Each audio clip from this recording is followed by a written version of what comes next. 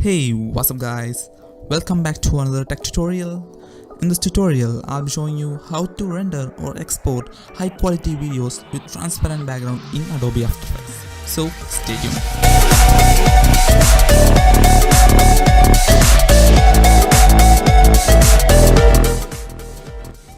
Open your Adobe After Effects and create a new composition. In the composition settings, we can rename this composition. I'll name it as tutorial.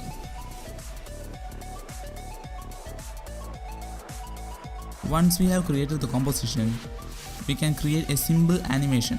I'll create a simple lower third animation to set the background as transparent.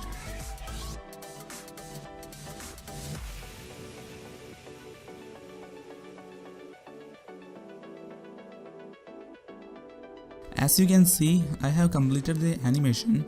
Now we can move to the rendering part. Before moving to the rendering part, this button, the toggle grid button, removes the background and shows if there is anything in this composition. Rendering with the black screen or with this its transparency background layer, the grid tool gives you the same result. So rendering with the black screen doesn't change anything. Okay, so let us add it to the render queue, and in the output module, change the settings to QuickTime. That is, the format of the video must be QuickTime. QuickTime ensures high quality videos.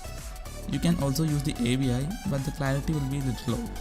Once you have set the format to QuickTime, move to the format options. In the format options, select the video codec as animation. This is what most of the tutorials miss or ignore. This is one of the main important settings in this tutorial. Once you have applied that, in the video output section, change the channel to RGB plus alpha and hit OK. Now we are ready to render the video.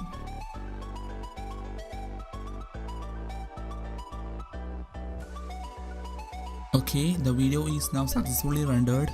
Now we can close Adobe After Effects and test the video. This is the file that we have just rendered.